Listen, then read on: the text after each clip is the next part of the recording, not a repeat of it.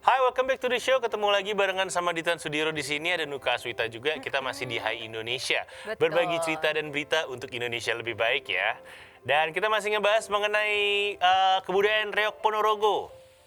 Yang kalau di Malaysia tuh barongan namanya. Iya, barong. Tapi mirip lah ya gitu. Iya, serumpun soalnya susah bedainnya. Ini kalau kita ngebahas mengenai reok, ini menjadi salah satu kesenian tradisional legendaris dari wilayah Jawa Timur.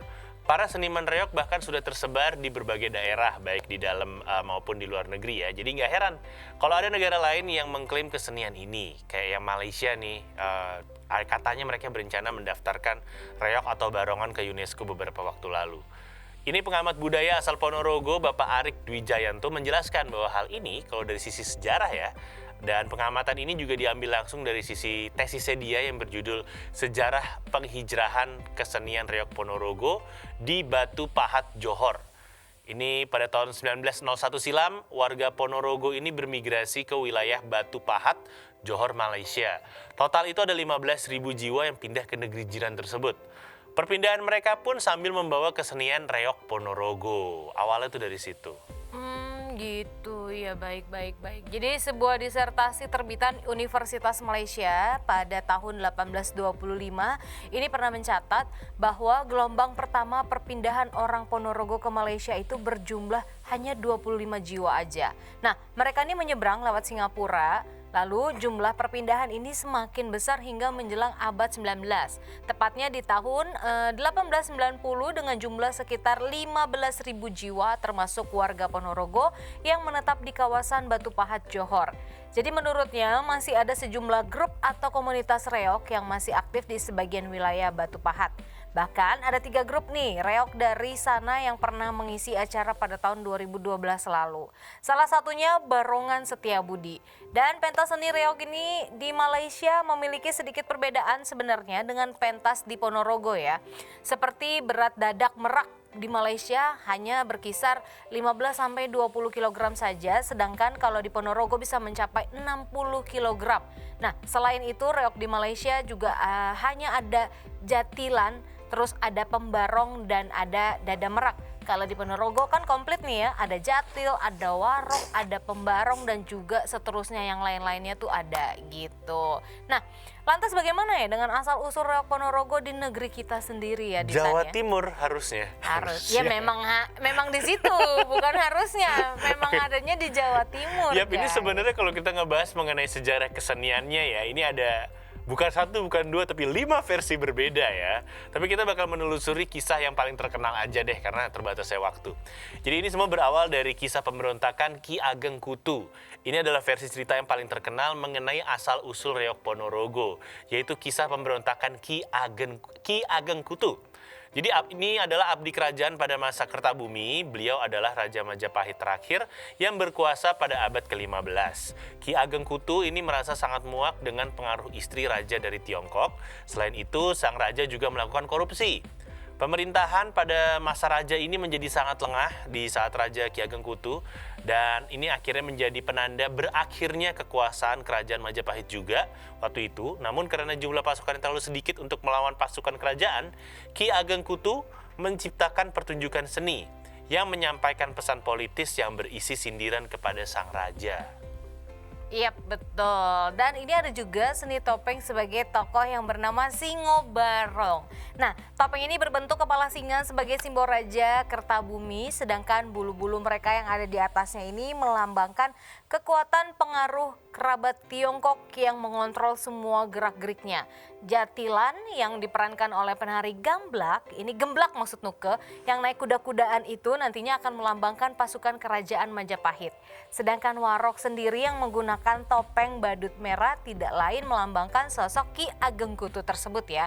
Jadi pagelaran reok yang mulai populer ini menjadi sarana bagi Ki Ageng Kutu untuk membangun lagi nih masyarakat lokal. Jadi popularitas kesenian reok adalah sindiran sindiran sebenarnya tadinya untuk pemerintah yang menyebabkan Raja Bre Kertabumi menyerang perguruan Ki Ageng Kutu. Karakternya beda berarti ya. Ditambahkan penambahan karakter. Tapi nih ternyata pertunjukan Reog Ponorogo ini mengalami perubahan alur dan juga penambahan karakter nih. Ada karakter baru seperti karakter Sri Gentayu, terus ada Dewi Songgolangit juga, serta ada karakter Klono Sewandono. Gitu. Kalau ngomongin tentang asal usulnya keren ya. Sebenarnya ini awal mulanya adalah tarian perang. Iya, filosofinya tuh nggak kita bayangin gitu loh, guys. Ternyata nyindir pemerintah juga Iya, tadi katanya. itu adalah sebagai simbol untuk menyindir Iya. pemerintah dan sebagai ajakan perang sebenarnya gitu. Mungkin karena memberitahu udah kalau gue udah siap. membubarkan itu kan tadi. Betul. Agak nggak nyangka sih kalau ternyata asal usulnya dari situ. Iya. Dari asal usul menyerang pemerintah sekarang malah jadi kesenian yang kita banggakan dong pastinya untuk Indonesia gitu. Karena unik juga sih dengan pemilihan tokoh-tokohnya dan Ya. apalagi yang singa Si tapi barongannya. ada meraknya gitu. Tapi ini menarik sih kan singo kan. Kalau di Malang tuh dekat dari Jawa Timur, masih di dekat Jawa Timur juga ada namanya Ongisnade. Apa? Ongisnade. Ongisnade? Apa itu? Singo Edan. Udah amat. Itu Lu fans edan. Arema. Kalau ini lu edan. Dibalik-balik. Ditan edan, Ditan edan. Iya, ada tuh namanya. Kan sama-sama Jawa Timur. Oh, kayak ini ya, dibalik. kayak kota ngalam itu ya. Jadi Iya, sukanya kota ngalam. dibalik-balik gitu kan ya. Kayaknya kalau mau ada penambahan toko buat Reog Ponorogo boleh deh. Ditan kayaknya bisa nih. Sebel dia. Nggak, tapi bisa jadi nih berkaitan juga di yaitu kota Malang, klub bolanya bisa jadi filosofinya dari sini juga, ngambil singa juga kan dia. Ya kayaknya iya ya, Jawa Timur tuh banyak identiknya dengan singa-singaan gitu ya. Aum gitu kan, Aum gitu. macan. Orang sana ngeri juga dong berarti ya.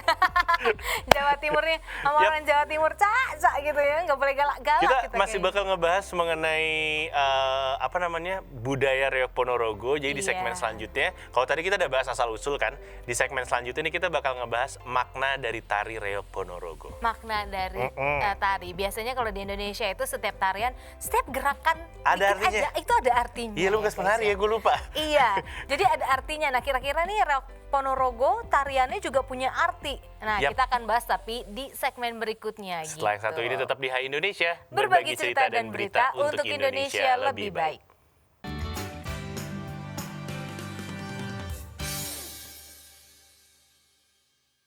Hai Indonesia, kita balik lagi ya. Pastinya masih di Hai Indonesia nih. Berbagi cerita dan berita untuk Indonesia lebih baik. Masih sama Nuka Zwita dan juga Ditan Sudiro di Hai. sini.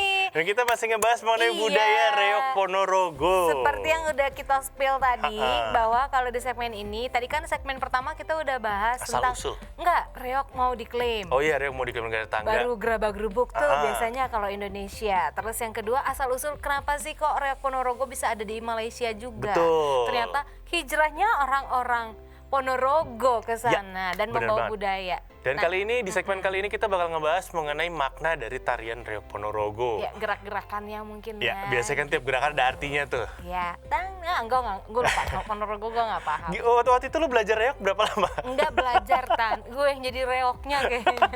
Jadi barongnya. Ini kalau ngebahas mengenai Reog Ponorogo, biasanya penampilan Reog ini diawali dengan 3 tarian pembukaan berturut-turut yang dilakukan oleh pemeran Warok, pemeran Jatil, dan juga pemeran Bujang Ganong. Dengan penampilan Kiono Sewandono sebagai adegan inti, biasanya barongan ini tampil sebagai sajian penutup tari Reog.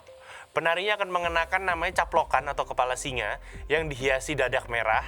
Kemudian tari Reog ini juga dikenal luas dan sering ditampilkan di berbagai negara, seperti negara Rusia, Lebanon, Korea Selatan, Amerika Serikat, Jerman, Australia, Filipina, dan juga Singapura. Dan penampilan penari Reog biasanya diiringi dengan beragam alat musik tradisional, seperti alat musik saron, kendang, kenong, bonang, gong, dan juga trompet.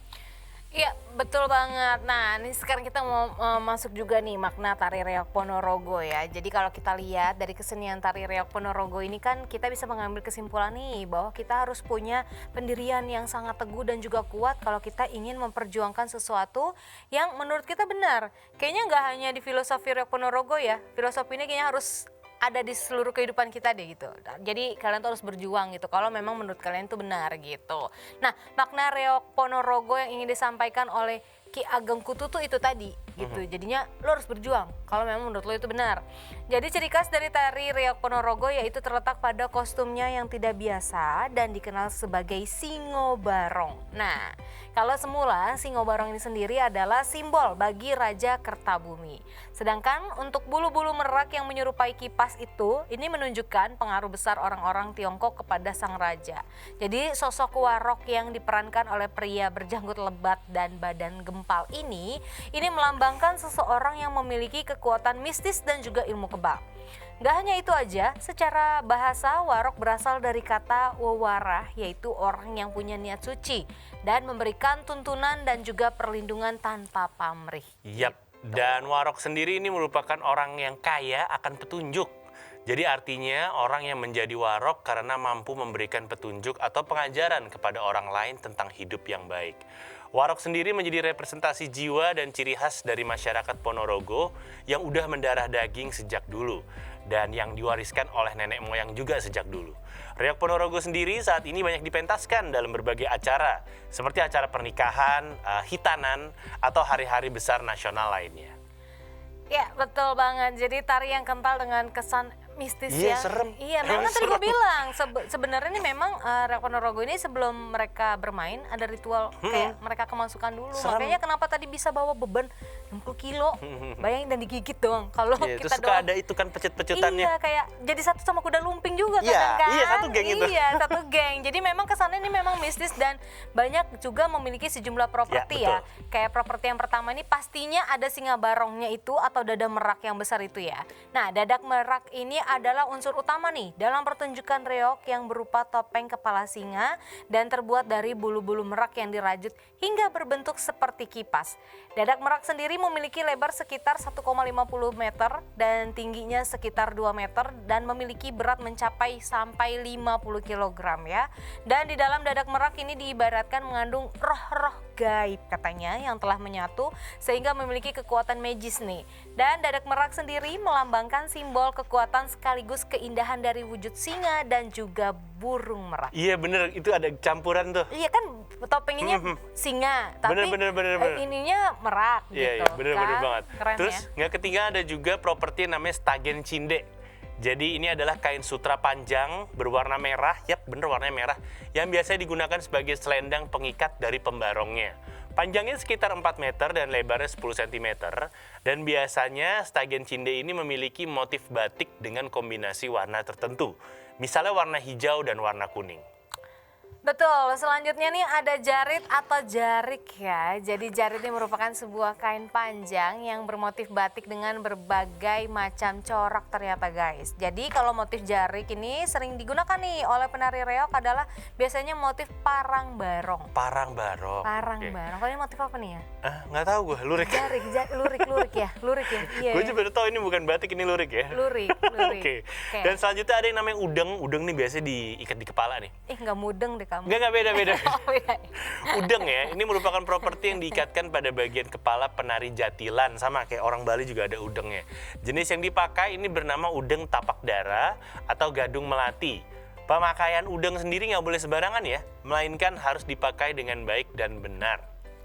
Betul, selanjutnya ada celana kepanjen. Nah, ini celana yang biasa terbuat dari bahan bludru, berbordir mante emas pada bagian bawahnya. Nah, biasanya panjang celana ini hanya mencapai batas lutut atau paha aja. Oke, dan Gitu. selanjutnya ada yang namanya properti efek timpang. Jadi properti ini berhiaskan bordir emas dengan timpang berwarna putih dan gak hanya sebagai aksesoris aja. Jadi efek timpang ini berfungsi sebagai ikat pinggang serta tempat sampur. Jadi ada apa namanya lobang ya? Iya, banyak ya. Oke. Terus nah ini sampurnya nih yang berikutnya gitu. Jadi kalau sampur sendiri merupakan kain yang mirip dengan selendang yang terdiri atas 2 macam warna, yaitu ada warna kuning dan juga merah. Nah, masing-masing ujung dari sampur mempunyai renda gereji dengan warna emas gitu. Oke, dan ada satu properti lagi namanya adalah kace. Ini merupakan kalung hiasan kace yang dibuat dari kain bludru dengan hiasan gereji berwarna kuning keemasan. Selain itu, terdapat juga beberapa payet yang menghiasi kace dengan beraneka macam warna cerah, yakni dari mulai warna merah, hijau, dan juga warna ungu. Ada lagi nih selanjutnya, masih aksesoris yang harus dipakai ya. Itu ada serempang namanya. Serempang ini merupakan hiasan yang dipakai di sekitar bahu. Tepatnya serempang ini nantinya diletakkan pada pundak bagian kanan penari reog nih di kanan. Dan serempang memiliki ujung yang dikancingkan pada bagian pinggang bagian kiri. Oh, nyelempang gini. Selempang ya. Oke, dan selanjutnya ada yang namanya gelang cakep dan juga gelang bingle. Gelang cakep adalah hiasan yang dipakai pada bagian pergelangan tangan penari reog. Gelang cakep sendiri memiliki pengait berwarna merah serta berhiaskan gereji kuning keemasan pada bagian sisi mukanya. Sedangkan gelang bingle ini sering dijadikan sebagai gelang kaki yang dikenakan oleh penari reog.